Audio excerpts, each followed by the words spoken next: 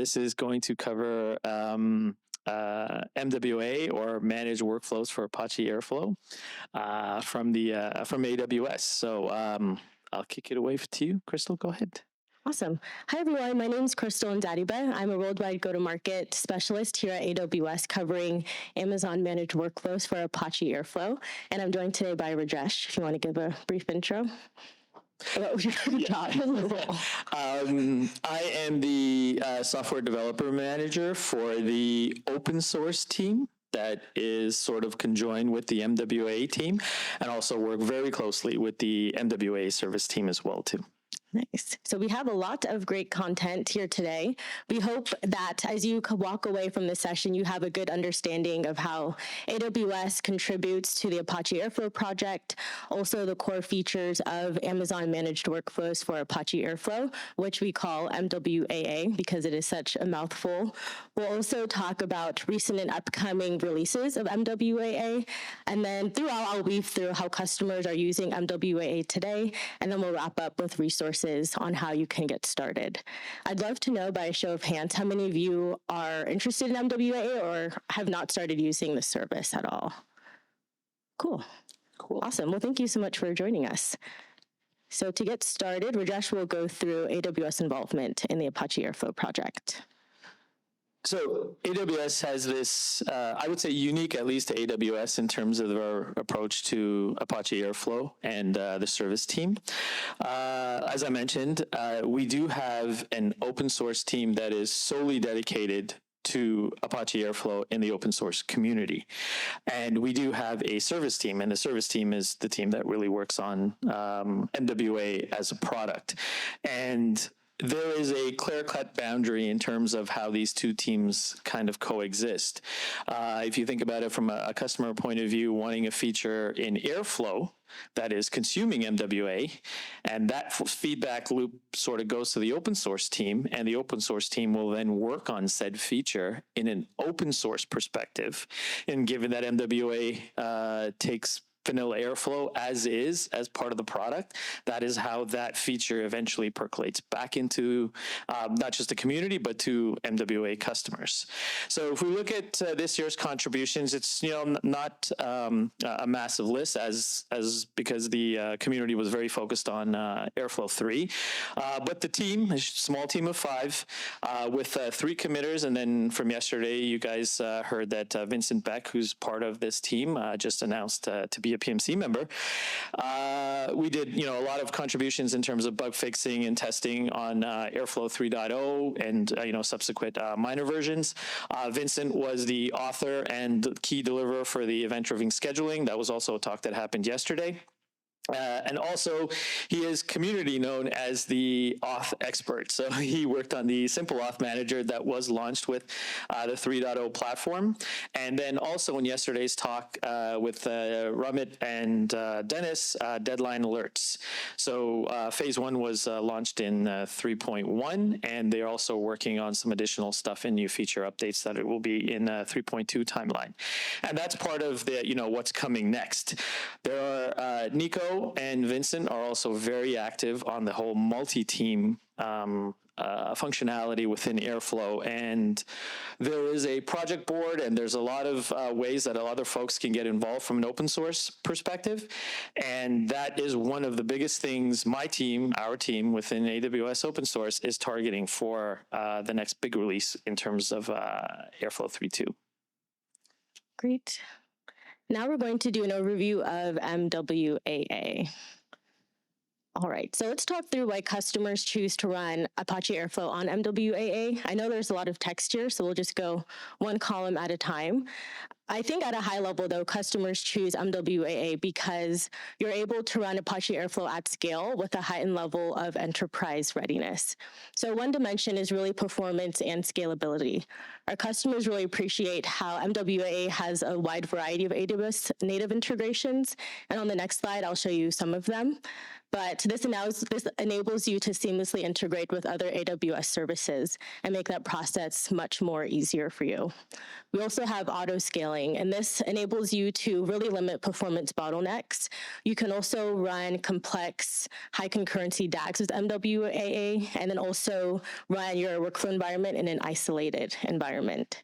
The next dimension is high availability and enterprise security.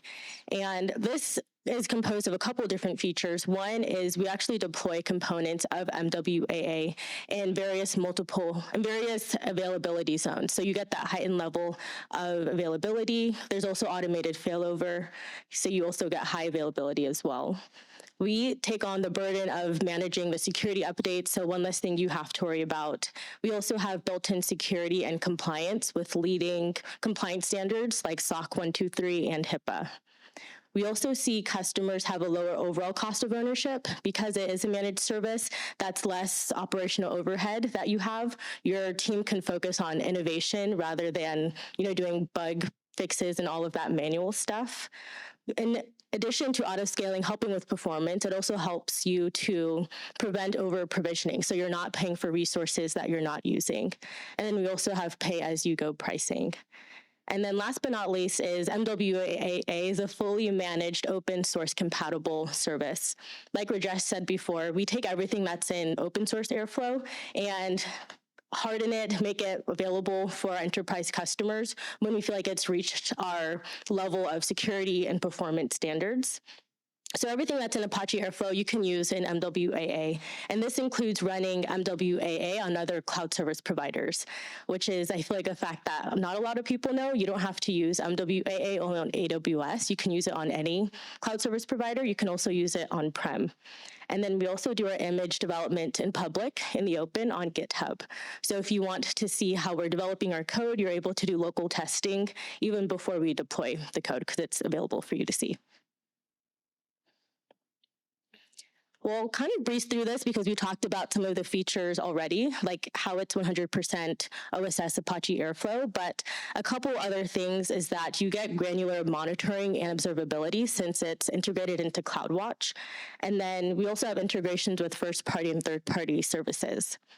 On the right-hand side, you'll see some of our native AWS integrations. We have more, and you can see the entire list on the Amazon provider package. But in addition to offering the native integrations, we also have a health dashboard. And what this means is that you're able to monitor the health of your native AWS integrations within Airflow. I really love this quote because I feel like it encapsulates the value of MWAA. And one of our customers is the Pokemon company. Eric Smith is a data platform engineer, and he says, with Amazon MWAA, we can focus on building reliable data pipelines that achieve business goals rather than patching and securing instances. So again, we want you to free up your time to focus on innovating, doing value additive tasks, not just, the manual parts of self-managing a service. And we see customers use MWAA for a wide variety of use cases. I would say the three most common are ETL, DevOps, LLM Ops, and AI, ML, and Gen AI. ETL is probably our most common use case, and one customer that does this is Amazon Global Transportation and Technology Services. And they essentially provide data pipelines that ensure that your package ultimately gets to your front door when you order something from Amazon. And so this includes the shipping teams, last mile delivery, freight, all of that good stuff. And they originally had an in-house data orchestration platform, but as the demands of the service grew, they were having performance bottlenecks. So they transformed their data pipelines with MWAA. And for context, they're running about 20,000 ETL jobs per day. And once they migrated to MWAA, they're able to reduce their end-to-end workflow runtimes by nearly 70%. Another use case is DevOps LLM Ops, and this is really using MWAA to orchestrate workflows that are repetitive and also manual. And then last but not least, we're seeing a lot of popularity with using MWAA for AI, ML, and Gen AI, which is really exciting. One customer that uses MWAA to orchestrate machine learning pipelines is Yahoo Advertising, and they use MWAA to orchestrate the machine learning pipeline that ultimately serves ad predictions, so making the ad more relevant, more aware to the end user. Next, we're going to talk about what's new with the service. Rajesh and I will both tag team this section. But to start off, I'll take this slide. We're going to talk through some of the key features that MWAA released in 2025, just three that we wanted to highlight. The first is in-place version downgrades. So this enables you to have more flexibility over your Airflow environment.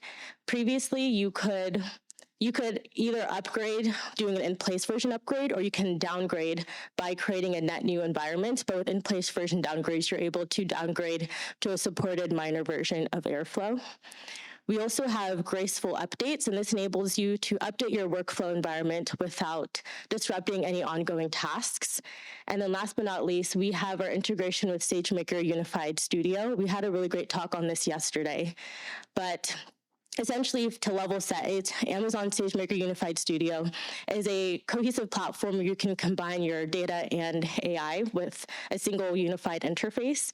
And behind the scenes, you actually have MWAA working as a workflow builder. So in this case, you can actually log into Amazon SageMaker Unified Studio and visually build workflow pipelines.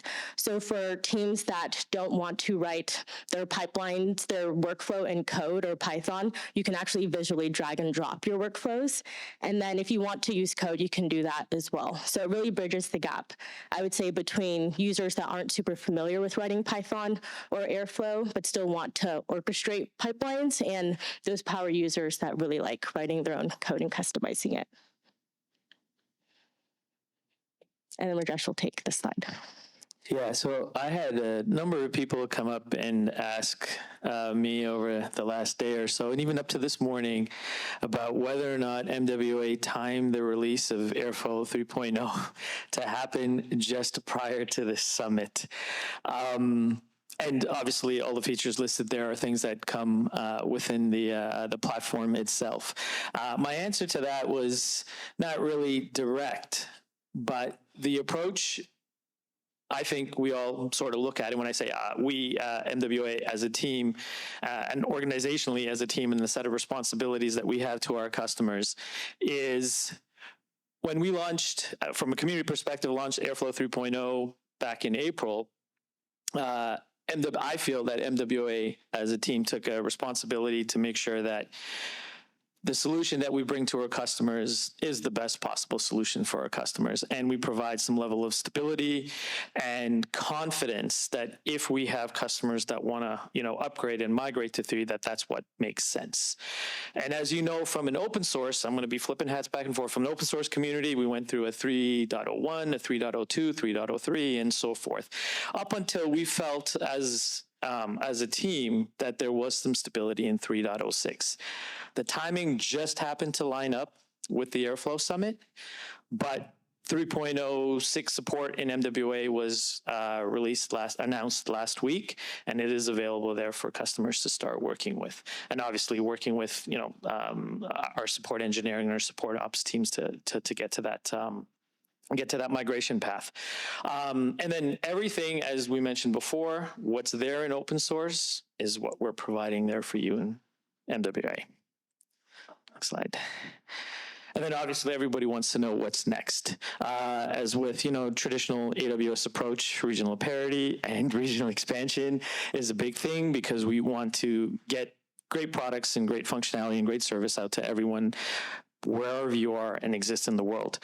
The next item there is maintenance window. So a lot of things with cloud providers is keeping your security patching up to date and so forth. Now it does become a little bit troublesome if you are having long-running DAGs or you have an environment that's in the midst of doing all your important ETL function work, and at the same time we're saying, hey, we need to do some updates, we need to do some security patching and so forth. So maintenance window is MWA's approach to having a graceful transitional period. So we'll look and make sure that we're not killing your tasks or killing any of your workflows just to go and apply a security patch. And this is something that allows us to do this transition without interrupting our customers' workflows. And the last one, obviously, we all heard 3.1 was released 2 weeks ago, I believe, from the open source community.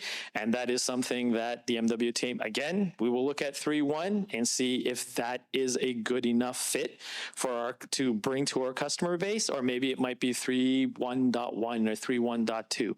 But that evaluation has to be done with diligence to make sure, again, that we're bringing something stable from a platform to our customers. Oh yeah, we're done. Resources if you want to learn more too online. Yeah. But yes, thank you.